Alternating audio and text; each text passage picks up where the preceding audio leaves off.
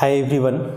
Alcohols, phenols और ethers unit पढ़ रहे थे हम लोग, जिसमें 2 चैप्टर्स अल्कोहल और फिनॉल समाप्त कर चुके हैं। आज जो तीसरा चैप्टर है इस यूनिट का, ईथर्स, उसके बारे में पढ़ेंगे। छोटा चैप्टर है और इस चैप्टर के कुछ रिएक्शंस काफ़ी इंपॉर्टेंट है जो एग्जामिनेशन में हमेशा पूछे जाते हैं। तो सबसे पहले हम लोग इंट्रोड्यूस हों ईथर से, बिल्कुल नया तो नहीं है, नॉमेनक्लेचर में हम लोग पढ़े हैं थोड़ा सा। So ethers are the organic compounds in which the main functional group is this one, divalent oxygen। General representation इसका जो है आप ऐसे दे सकते हो, जहाँ R may be equal to R dash and R may not be equal to R dash। Divalent oxygen है, दोनों तरफ बॉन्ड खाली है तो दोनों तरफ ग्रुप्स हो सकते हैं। If R equal to R dash then it is called symmetrical ether, and if R not equal to R dash the ether will be unsymmetrical.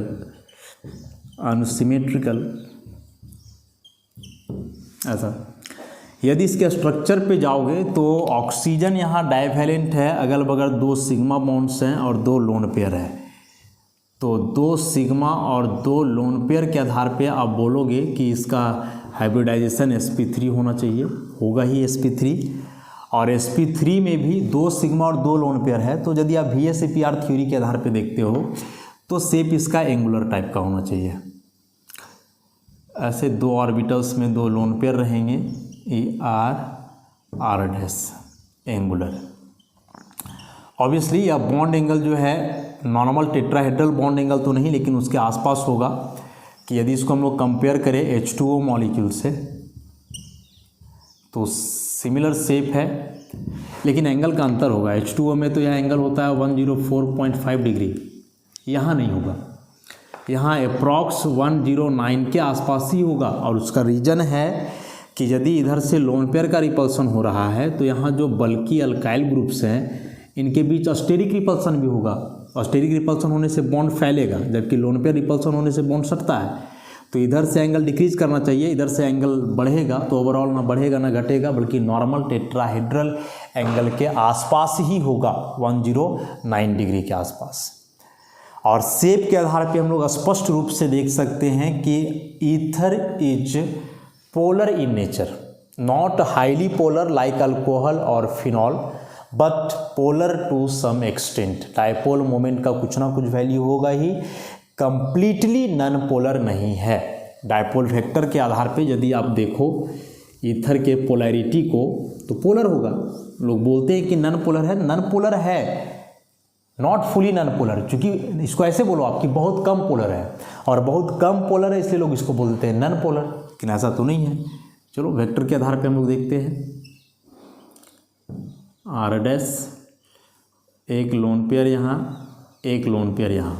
हम लोग जानते हैं कि लोन पेयर का ऑर्बिटल ज़्यादा इलेक्ट्रोनेगेटिव होता है, तो वो तो इलेक्ट्रॉन विड्रॉ करेगा ही, इलेक्ट्रॉन लोन पेयर की तरफ ही जाएंगे। अब O और कार्बन जो अल्काइल ग्रुप होगा उसमें से ऑक्सीजन का ज़्यादा, तो E फिर जो इलेक्ट्रॉन अपने तरफ विड्रॉ करेगा। तो इस हिसाब से देखोगे तो रिजल्टेंट वेक्टर जो है एक पर्टिकुलर डायरेक्शन में जाएगा, कोई वेक्टर एक दूसरे को कैंसिल आउट नहीं कर रहे हैं, इसलिए इसका dipole moment not equal to 0 and ether is polar to some extent. Ether polar होगा। हाँ, डायपोल मोमेंट बहुत कम होता है, 1d के आसपास होता है, 0 नहीं होता है। तो कभी कंफ्यूज नहीं करना है कि ईथर नॉन पोलर है, नहीं, कम पोलर है, इसको ऐसे बोलेंगे हम लोग। ईथर नॉन पोलर नहीं है बल्कि कम पोलर है। अब नॉमेनक्लेचर की बात करें तो नॉमेनक्लेचर तो ऑलरेडी काफ़ी डिटेल में हम लोग देख चुके हैं, लेकिन फिर भी कुछ examples. Symmetrical ether like this CH3O CH3, दोनों तरफ सेम ग्रुप्स हैं, या फिर दोनों तरफ कोई एरोमेटिक सिस्टम भी हो सकता है, फिनाइल सिस्टम। ऐसा अनसिमेट्रिकल ईथर में CH3O CH2 CH3, या एक तरफ यदि इधर फिनाइल सिस्टम है तो वो CH3। नाम में क्या है, कॉमन IPC दोनों नाम, कॉमन नेम यदि सिमेट्रिकल ईथर है तो डाई अल्काइल ईथर, तो क्या नाम आप इसका लिखने वाले हो, डाई मिथाइल ईथर। ऐसा ही दोनों मिथाइल वो को ईथर। उसी प्रकार से इसका नाम लिखोगे तो क्या हो जाएगा, डाईफिनाइल ईथर। और अनसिमेट्रिकल है, डिफरेंट अल्काइल्स ग्रुप हैं तो 2 बार अल्काइल, तो इधर इथाइल इधर मिथाइल, तो क्या नाम लिखोगे, इथाइल मिथाइल ईथर। और यहाँ यदि आओगे तो या मिथाइल और या फिनाइल हुआ, तो इसका नाम हो जाएगा methyl phenyl ether, methyl phenyl ether. यदि आईपीएसी नेम की ओर हम लोग देखें तो अल्कोक्सी अल्केन के रूप में। अब यदि सिमेट्रिकल है तो आप किसी को भी अल्कोक्सी और किसी को भी अल्केन लिखो, लेकिन अनसिमेट्रिकल ईथर है तो स्मॉलर ग्रुप हमेशा ऑक्सीजन के साथ अल्कोक्सी लिखाता है और लार्जर ग्रुप को हम लोग अल्केन के रूप में लिखते हैं। सो आईपीएसी नाम इसका हो जाएगा मिथॉक्सी और एक कार्बन का मीथेन। उसी प्रकार से इसका लिखोगे तो फिनॉक्सी बेंजीन। यहाँ आओगे तो 2 कार्बन 1 कार्बन, तो छोटा वाला को अल्कोक्सी लिखना है, तो ये हो जाएगा मिथॉक्सी और ये 2 कार्बन का इथेन। और यहाँ आप आते हो तो CH3O मिथॉक्सी और ये हो गया बेंजीन। इस मिथॉक्सी बेंजीन का एक स्पेशल नाम भी है जिसको हम लोग एनिसोल बोलते हैं। तो बेंजीन में यदि वो CH3 ग्रुप लगा हुआ है तो ये क्या कहलाएगा, एनिसोल कहलाएगा। तो यह हुआ ईथर, 2 प्रकार के, सिमेट्रिकल अनसिमेट्रिकल। स्ट्रक्चर की ओर गए हम लोग तो एंगुलर हो रहा था।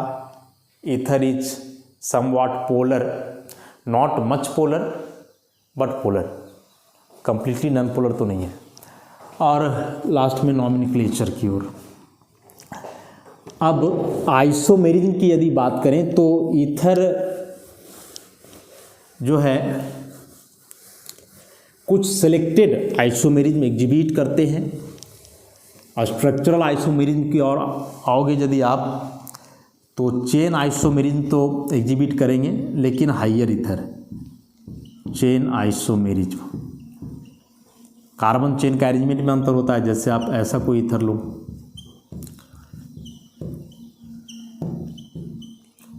ऐसा, this is an butyl methyl ether, इधर एन ब्यूटाइल ये मिथाइल ईथर। इसी का यदि आप चेन आइसोमर बनाओगे तो कुछ ऐसा बनना चाहिए, CH3CH CH3 CH2 OCH3। अब यह बन जाएगा isobutyl. So this is isobutyl methyl ether. So this type of ether means ether containing more than 3 carbon atoms at one site at least, तो वे चेन आइसोमेरिज्म शो कर सकते हैं। दोनों का कार्बन चेन का अरेंजमेंट अलग अलग है। पोजीशन आइसोमेरिज्म भी एग्जिबिट करेंगे, पोजीशन आइसोमेरिज्म भी एग्जिबिट करेंगे। जैसे मान लो कि ऐसा कोई ईथर है OMe, तो ये 1 2 3 4, this is 1 methoxy butane, 1 methoxy butane. अब इसी में से आप इस ग्रुप को चेंज कर सकते हो, 1 से 2 पे कर दो इसको। ऐसा मान लो यहाँ लगा हुआ है तो 1 2 3 4, this is 2 methoxy butane, 2 methoxy butane. ऐसा तो फंक्शनल ग्रुप का पोजीशन में भी अंतर हो सकता है, लेकिन हाँ इसके लिए कम से कम ईथर में एक साइड 3 कार्बन या उससे ज़्यादा होना चाहिए, तब 2 कार्बन का रहेगा तो अब पोजीशन आइसोमेरिज्म शो नहीं करेगा। फंक्शनल ग्रुप आइसोमेरिज्म शो करता है ईथर, किसके साथ शो करेगा, अल्कोहल के साथ, जो अल्कोहल चैप्टर में ऑलरेडी बताया जा चुका है। Ethers and alcohols exhibit functional group isomerism with each other. तो जैसे मान लो कि आप कोई ईथर लिए CH3 CH2 OCH3 ऐसा, या फिर एक सिंपल डाईमिथाइल ईथर लिया जाए ऐसा, जिसका जब फंक्शनल ग्रुप आइसोमर आप बनाओगे तो बना सकते हो इथेनॉल। फंक्शनल ग्रुप दोनों का सेम है, 2 कार्बन 6 हाइड्रोजन 1 ऑक्सीजन, मतलब मॉलिक्यूलर फार्मूला दोनों का सेम है, लेकिन फंक्शनल ग्रुप अलग अलग है। इसमें ईथर का फंक्शनल ग्रुप है जबकि उधर OH अल्कोहल है। तो ईथर और अल्कोहल एक दूसरे के साथ शो करते हैं functional group isomerism. Molecular formula तो सेम, लेकिन फंक्शनल ग्रुप में अंतर हो जाना है यहाँ से।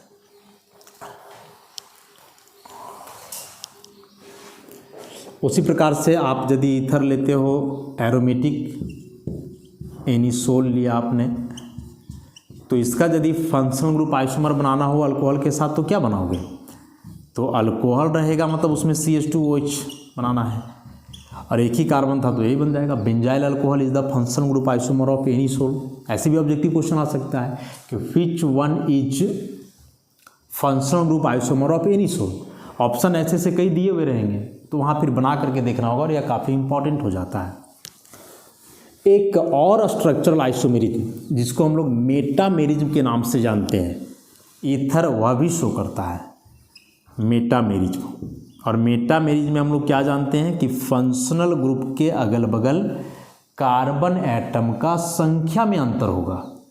तो यदि फंक्शनल ग्रुप के अगल बगल कार्बन एटम का संख्या में अंतर हो तो उसको बोलते हैं मेटामेरिज्म। तो चलो आओ, जैसे मान लो CH3 CH2O CH2 CH3 diethyl ether. अब इस डाईइथाइल ईथर का यदि बनाओगे मेटामर, तो बस कार्बन का संख्या को अलग करो। This is methyl N propyl ether. यहाँ जो फंक्शनल ग्रुप है इसके लेफ्ट साइड में 2 कार्बन है, यहाँ लेफ्ट साइड में 3 कार्बन, राइट साइड में 2 कार्बन, यहाँ राइट साइड में 1 कार्बन। तो फंक्शनल ग्रुप के अगल बगल यदि कार्बन एटम का संख्या में अंतर हो तो इसी को हम लोग मेटामेरिज्म के नाम से जानते हैं। So diethyl ether and methyl N propyl ether are metamers of each other. ये दोनों एक दूसरे के क्या हुए, मेटामर्स हुए। तो ये थे स्ट्रक्चरल आइसोमेरिज्म जो ईथर के द्वारा एग्जिबिट किए जाते हैं, चेन, पोजीशन, फंक्शनल ग्रुप और एक ही मेटामेरिज्म। अब आते हैं हम लोग ईथर के प्रिपरेशन की ओर।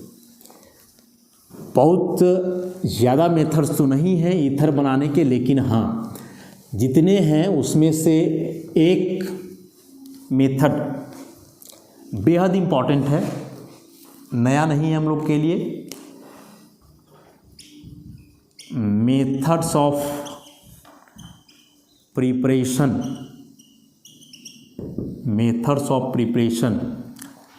में बाय विलियमसन सिंथेसिस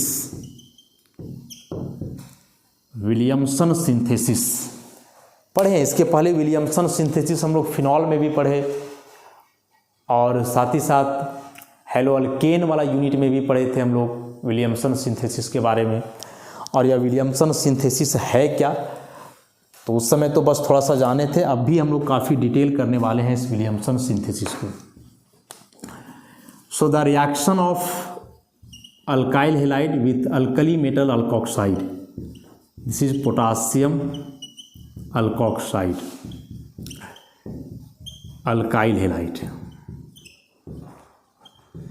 तो the reaction of alkali metal alkoxide with alkyl halide to form corresponding ether is known as Williamson synthesis, and the reaction is bimolecular nucleophilic substitution, means SN2 reaction.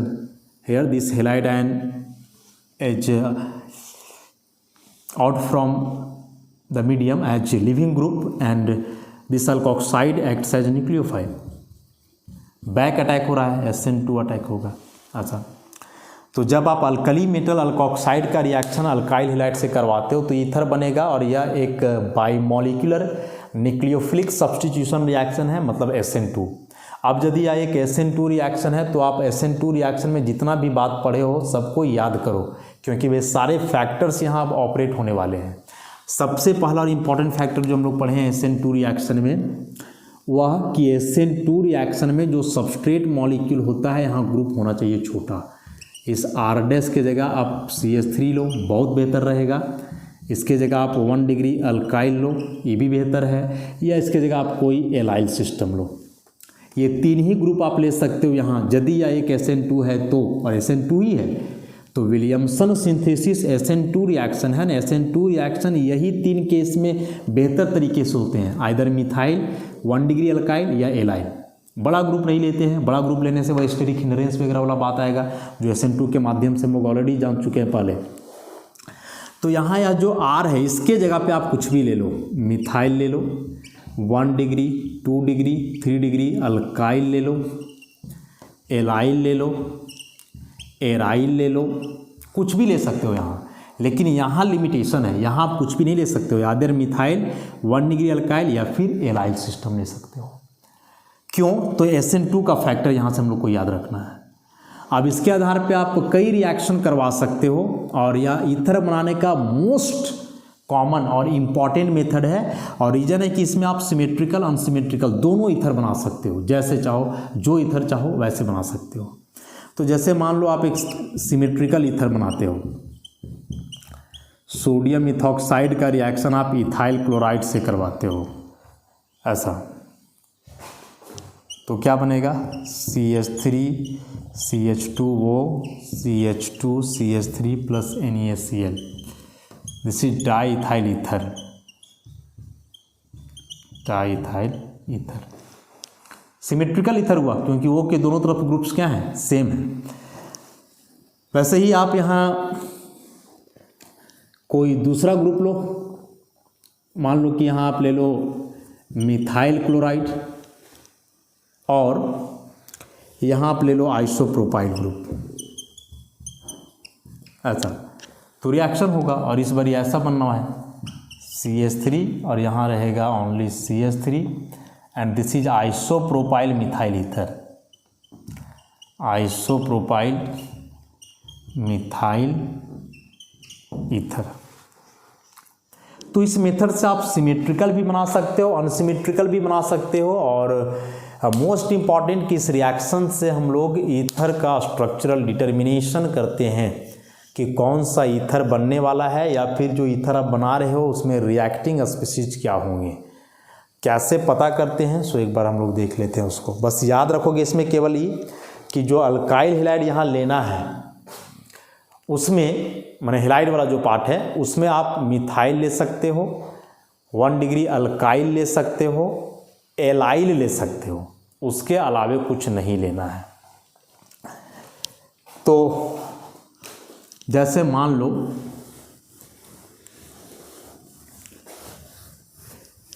कि कोई ether ऐसा बनाना है,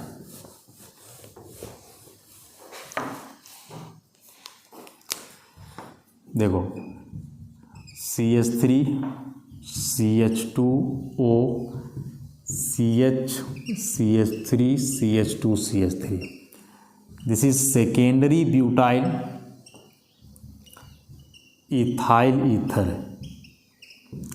ether आपको बनाना हो तो यह ether बनाने के लिए 2 पॉसिबिलिटीज है। 2 पॉसिबिलिटी में क्या पॉसिबिलिटी है, नंबर 1 कि आप ऐसे बनाओ CH3 CH2O minus Na plus, और ऐसा CH3 CH2 CH CH3 Cl, माने यह जो सेकेंडरी ब्यूटाइल वाला पार्ट है ये हेलाइड का पार्ट हो और इथाइल वाला अल्कोक्साइड का। या दूसरा पॉसिबिलिटी इसका ऐसा है कि यह जो सेकेंडरी ब्यूटाइल वाला पार्ट है वो अल्कोक्साइड का हो ऐसा, और जो इथाइल वाला पार्ट है वह हेलाइड का हो। तो यहाँ से भी आप इसमें पहुँच सकते हो, यहाँ से भी इसमें पहुँच सकते हो, लेकिन कौन बेहतर है, किसमें हम वहाँ पहुँचेंगे आसानी से, कोई साइड प्रोडक्ट नहीं बने, बेहतर यील्ड मिले प्रोडक्ट का। तो ये 1 2 दोनों में से कौन बेहतर हुआ। तो अभी जो हम बताएं कि हेलाइड में आपको या तो मिथाइल लेना है 1 डिग्री लेना है या फिर अल्काइल एलाइल लेना है। तो उस हिसाब से यदि देखोगे तो this is 1 degree alkyl halide and this one is 2 degree alkyl halide. तो 2 डिग्री अल्काइल हेलाइड के साथ विलियमसन सिंथेसिस बेहतर नहीं है, तो इस कंडीशन को आप अप्लाई नहीं करोगे, इसको अप्लाई करोगे। ऐसे भी आ सकता है कि प्रोडक्ट दिया हुआ रहेगा और ऐसे ऐसे 4 पॉसिबिलिटीज़ दिए हुए रहेंगे, बोलेगा बताओ किससे आप ईथर बना सकते हो एक बेहतर सुटेबल मेथड से। तो इसको याद रखना है। अब यहाँ पूछोगे कि क्यों अल्काइल हेलाइड में ओनली मिथाइल 1 डिग्री और एलाइल ही क्यों, सेकेंडरी से क्यों नहीं, या प्रोसेस पॉसिबल क्यों नहीं है। तो पॉसिबल मतलब ऐसा नहीं कि रिएक्शन नहीं होगा, होगा रिएक्शन, ईथर भी बनेगा बट वेरी लेस अमाउंट, क्योंकि इसमें साइड प्रोडक्ट के रूप में या बोलो कि मेजर प्रोडक्ट के रूप में अल्कीन बनेगा, ईथर साइड हो जाएगा। इसमें ether is the main product, लेकिन इस रिएक्शन में अल्कीन ईथर दोनों बनेंगे, और अल्कीन ईथर दोनों बनेंगे, उसमें अल्कीन होगा मेजर। क्यों अल्कीन मेजर होगा भाई, क्यों अल्कीन मेजर होगा, तो देखते हैं इसको हम लोग। या विलियमसन सिंथेसिस का लिमिटेशन है, लिमिटेशन है कि वह 2 डिग्री 3 डिग्री एराइल हैलाइड के साथ काम नहीं करता है, लिमिटेशंस ऑफ विलियमसन सिंथेसिस।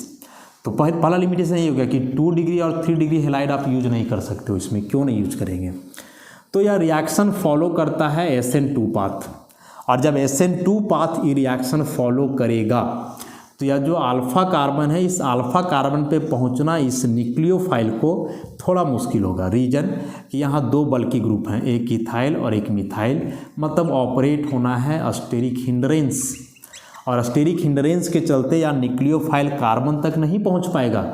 तो ये क्या करेगा कि यह कोई बीटा कार्बन के हाइड्रोजन को एब्स्ट्रैक्ट करेगा।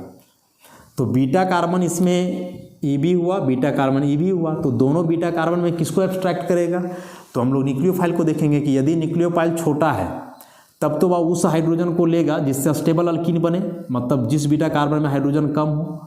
और यदि यहाँ कोई बड़ा अल्कोक्साइड है तब फिर वो उस बीटा कार्बन पे अटैक करेगा जहाँ ज़्यादा हाइड्रोजन है, मतलब जहाँ हिंड्रेंस कम है।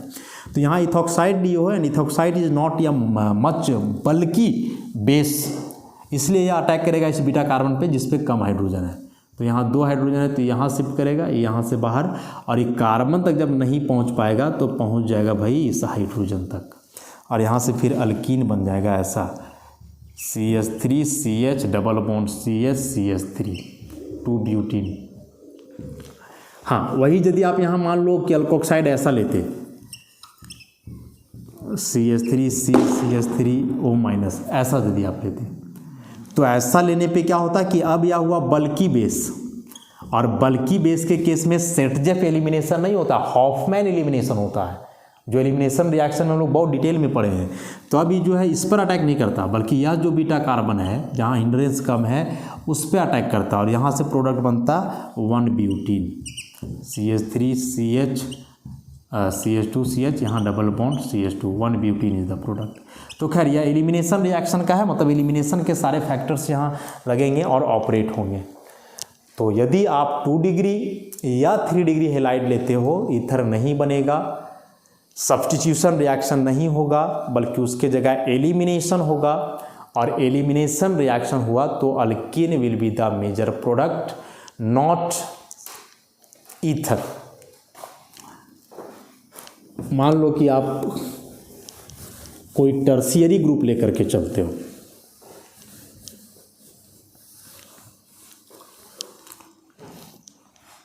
ऐसा कोई हैलाइड है CH3 CH3 CH2 CH3 Cl, this is tertiary pentyl chloride. और यहाँ आप अल्कोक्साइड में सपोज आइसोप्रोपाइल ले लो, सोडियम आइसोप्रोपोक्साइड, और आप उम्मीद करोगे कि यहाँ SN2 हो कि ई बाहर निकले और ये अटैक करे, नेवर पॉसिबल, क्योंकि यहाँ जो सबस्ट्रेट है 3 डिग्री है, और 3 डिग्री सबस्ट्रेट में बल्किनेस जरा देखो, बड़ा ग्रुप, ये तो और भी बड़ा ग्रुप हुआ, तो इतना बल्किनेस है इस कार्बन के अगल बगल, तो यह न्यूक्लियोफाइल कैसे अप्रोच करेगा कार्बन को, पॉसिबल ही नहीं है, रिएक्शन बिल्कुल नहीं होगा SN2A में, पॉसिबल ही नहीं है रिएक्शन का SN2 होना। तो SN2 तो यहाँ होने से रहा, नॉट पॉसिबल, कभी नहीं होगा। तो क्या होगा, तो यह अल्फा कार्बन तक तो नहीं पहुंच सकता था, लेकिन बीटा तक पहुंच सकता है, और बीटा तक पहुंचने के लिए कई कार्बन है, beta carbon this one is also beta carbon. अभी तीनों बीटा में किसके पास जाएगा, तो जिसके पास हिंड्रेंस कम होगा, क्योंकि यहाँ जो आप आइसोप्रोपोक्साइड लिए हो यह एक बल्कि बेस है। देखो जब ये O- कार्बन तक पहुँचता तो ये काम करता न्यूक्लियोफाइल का, लेकिन यहाँ तक नहीं पहुँचेगा तो न्यूक्लियोफाइल का काम नहीं करेगा। तो अभी ध्यान देगा हाइड्रोजन पे, चूँकि वो पे माइनस है, जिसको कहीं ना कहीं से प्लस तो चाहिए, तो प्लस या तो कार्बन पे या तो हाइड्रोजन पे। कार्बन तक पहुँचने का तो इसका हैसियत रहा नहीं, क्योंकि बहुत सारे ग्रुप रोकने वाले हैं, तो ये हाइड्रोजन को पकड़ेगा। और हाइड्रोजन में भी उस हाइड्रोजन को पकड़ेगा जिस तक पहुँचना इसके लिए आसान है। तो आसान इसके यहाँ तक पहुँचना नहीं है, क्योंकि फिर यहाँ बगल में बड़ा ग्रुप है। तो इस किनारे वाला CH3 जो है बीटा, जिसमें कि कम बल्कीनेस है, वहाँ तक पहुँचेगा। तो यहाँ 3 हाइड्रोजन है, तो ऐसे होगा रिएक्शन अब कि E अटैक करेगा इस पर, और जब हाइड्रोजन पर अटैक करेगा तो बेस का काम करेगा, तो यहाँ शिफ्ट होगा और यहाँ से बाहर हो जाएगा। ऐसा अल्कीन बनेगा CH2C CH3 CH2 CH3 plus NaCl, आइसोपेंटाइलिन बोल सकते हो ऐसा। तो 2 डिग्री और 3 डिग्री अल्काइल हैलाइड आप विलियमसन सिंथेसिस में नहीं ले सकते हो। क्यों? क्योंकि वहाँ न्यूक्लियोफिलिक सब्स्टिट्यूशन रिएक्शन ना हो करके एलिमिनेशन रिएक्शन होगा, और एलिमिनेशन रिएक्शन में product will B alkyne not ether. अब यदि ऐसे कोई अनसिमेट्रिकल ईथर बन रहा हो विलियमसन सिंथेसिस से, तो याद रखोगे कि अनसिमेट्रिकल ईथर में जो लार्जर ग्रुप है वह आया है अल्कोक्साइड से एज ए न्यूक्लियोफाइल, और स्मॉलर ग्रुप आया है हेलाइड से। इसको याद रखोगे। तो एक तो लिमिटेशन विलियमसन सिंथेसिस का ये हुआ। अगला लिमिटेशन जो इसका है वह है कि आप यहाँ एराइल हेलाइड का भी इस्तेमाल नहीं कर सकते हो, बिल्कुल भी नहीं कर सकते हो। जैसे आप बनाना है एनिसोल, वो CH3 एनिसोल बनाना है। दो पॉसिबिलिटीज हैं। पहला पॉसिबिलिटी है कि आप सोडियम फिनॉक्साइड लो और इसका रिएक्शन मिथाइल हेलाइड से करवाओ, और दूसरा पॉसिबिलिटी है कि आप सोडियम मिथॉक्साइड लो और इसका रिएक्शन आप क्लोरोबेंजीन से करवाओ, मैंने कोई भी हेलोबेंजीन से करवा दो, ब्रोमोबेंजीन लो। दो पॉसिबिलिटीज है कि यहाँ से एक ही हटे और ये अटैक करे, और दूसरा कि यहाँ से ई हटे और फिर ई ऐसे अटैक करे। दोनों में यह मेथड बेस्ट है, इसी से बनेगा, ये तो रिएक्शन ही नहीं होगा। दो वजह, SN2 है तो यह बल्कि ग्रुप है, नहीं पहुँच पाएगा। और उससे भी, ये तो सेकेंडरी फैक्टर हुआ। प्राइमरी फैक्टर ये है कि जब आप यहाँ हेलोबेंजीन लोगे तो हेलोबेंजीन में हेलोजन तो लोन पेयर कंटेनिंग ग्रुप हुआ ना, तो इसके साथ रेजोनेंस होगा। जब रेजोनेंस होगा तो रेजोनेंस होने से भाई यहाँ आएगा डबल बॉन्ड कैरेक्टर, और जब डबल बॉन्ड कैरेक्टर आएगा तो इस तरह से जैसे सिंगल बॉन्ड आसानी से आप ब्रेक कर पा रहे हो, ब्रेक नहीं होगा। क्योंकि SN2 रिएक्शन का भाई एक कंडीशन ये भी है कि leaving group should be very good. Leaving group आसानी से हटना चाहिए, ऐसा थेथर नहीं होना चाहिए कि हाँ यहाँ ज़बरदस्ती दो बॉन्ड से जुड़ा हुआ है। यहाँ वो नहीं है, बढ़िया निकल जाएगा यहाँ, क्योंकि सिंगल बॉन्ड है। और यहाँ जो है डबल बॉन्ड कैरेक्टर आएगा तो ग्रुप हटेगा नहीं यहाँ से, और जब यह ग्रुप यहाँ से नहीं हटेगा तो न्यूक्लियोफाइल कैसे अप्रोच करेगा। तो प्राइमरी फैक्टर इसके लिए हुआ कि इन हेलोबेंजीन और aryl halide the aromatic carbon and halogen bond is partial double bond which can't be cleaved easily, so the reaction not proceed in this way but this reaction may proceed in this way, और we can say that only proceed in this way, केवल इसी तरीके से proceed कर सकता है, यहाँ से कोई पॉसिबिलिटी नहीं प्रोसीड करने का। समझ गए? हाँ, यदि बहुत ड्रेस्टिक कंडीशन वगैरह लिए बॉन्ड को कोई तरह से तोड़े, इसके रिएक्टिविटी को आप बढ़ाए, तब कोई पॉसिबिलिटी है, लेकिन आप डायरेक्ट ऐसा करके चाहोगे कि प्रोडक्ट को बनाए, तब तो यह कभी पॉसिबल नहीं है। तो इस तरह से ये विलियमसन सिंथेसिस के दो इंपॉर्टेंट लिमिटेशन हुए कि पहला, आप सेकेंडरी और टर्शियरी अल्काइल हैलाइड नहीं ले सकते हो, नहीं तो alkene will be major product, और सारा कुछ SN2 पे जा रहा है।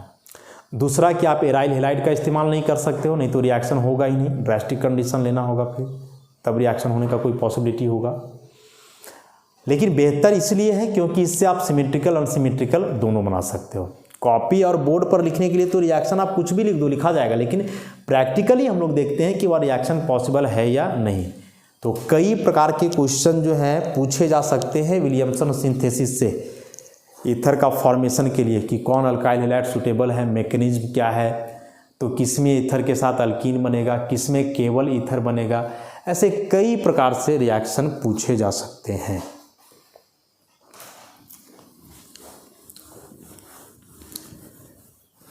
तो यह एक बेहद इंपॉर्टेंट और एग्जाम में पूछने वाला एक क्वेश्चन ईथर चैप्टर से। दो ही टॉपिक इस चैप्टर का इंपॉर्टेंट है, जिसमें से एक हुआ विलियमसन सिंथेसिस, जिसको हम लोग देखे काफ़ी डिटेल में। अब दूसरा मेथड इसका है bye dehydration of primary alcohol, only primary alcohol, मतलब लिमिटेशन यहाँ भी है, secondary tertiary can't be used. So if we take primary alcohol and heated this primary alcohol in the presence of concentrated sulfuric acid. Temperature is 413 Kelvin. Temperature must be noted. तो product बनेगा ether plus H2O। यहाँ आप कोई 1 degree alcohol ही ले सकते हो, 2 degree और 3 degree पे बैंड है। मिथाइल अल्कोहल भी ले सकते हो। तो सपोज आप लेते हो इथेनॉल, आप लेते हो, सेम कंडीशन, तो डिहाइड्रेशन होगा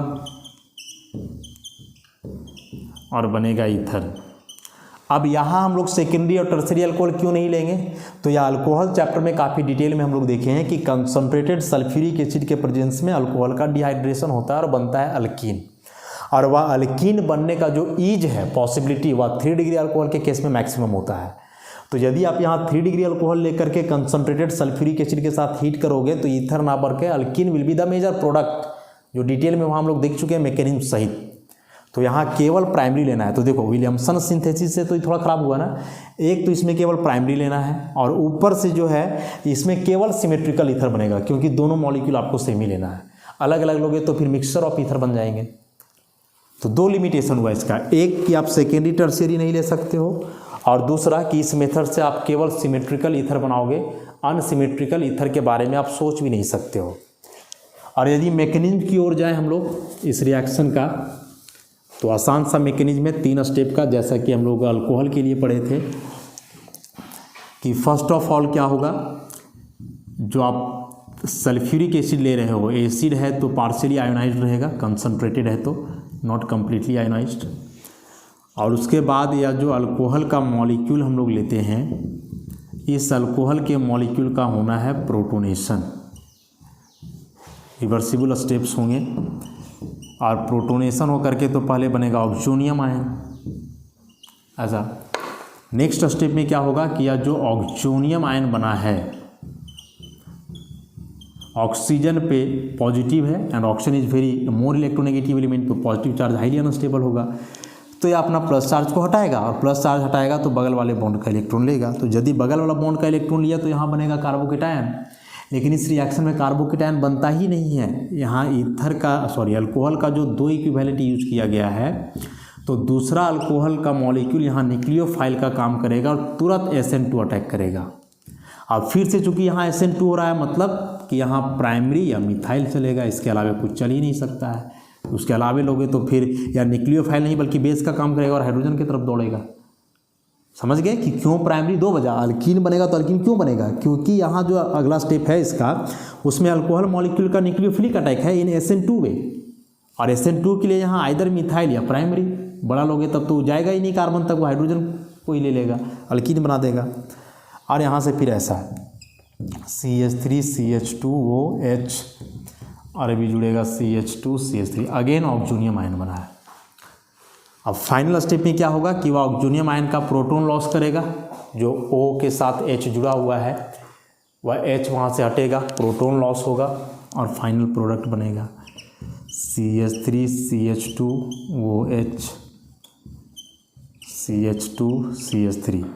प्रोटॉन लॉस होगा यहाँ से, HSO4 माइनस जो आप ले करके रखे थे जाएगा यहाँ तक, और ये बनेगा CH3 CH2O CH2 CH3, और यह H2SO4 एसिड कैटलिस्ट है, बाहर हो जाएगा, and the product is diethyl ether. ऐसा तो यह 3 स्टेप का मैकेनिज्म हुआ dehydration of alcohol into ether. Common सा मेथड है, मैकेनिज्म बिल्कुल नया नहीं है, जान ही रहे हम लोग पहले से कि यदि आप एसिड कैटलिस्ट लेते हो तो एसिड का काम ही रहता है प्रोटॉन रिलीज करके सबस्ट्रेट मॉलिक्यूल का प्रोटोनेशन करवाना। और यहाँ इसका प्रोटोनेशन होगा, ऑक्सीजन लोन पेयर से H+ को लेगा, लेविस बेस का काम करेगा, ऑक्सोनियम आयन बनाएगा और ऑक्सोनियम आयन बनेगा, अनस्टेबल होने के चलते डिहाइड्रेशन होगा, यहाँ से H2O निकल जाएगा इस स्टेप से और H2O निकलेगा तो बताया कार्बोकेटायन बनना चाहिए लेकिन नहीं बनेगा। अल्कोहल का दूसरा मॉलिक्यूल तुरंत SN2A में न्यूक्लियोफिलिक अटैक करेगा, अगेन एक ऑक्सोनियम आयन बना और फाइनली यह ऑक्सोनियम आयन का डिप्रोटोनेशन होगा और final product will be ether. Secondary और tertiary alcohol can't be used in this method because alkene is formed as a major product instead of ether. तो इस तरह से दो इम्पॉर्टेंट मेथड्स हम लोग पढ़े ईथर के प्रिपरेशन का। 2-4 मेथड्स और ही हैं अनकॉमन मेथड, कॉमन में तो यही दोनों थे, ये दोनों मतलब विलियमसन सिंथेसिस और डिहाइड्रेशन ऑफ अल्कोहल। तो बाकी जो मेथड्स वगैरह बचे हुए हैं उसको नेक्स्ट क्लास में डील करेंगे। आज के लिए इतना ही, धन्यवाद।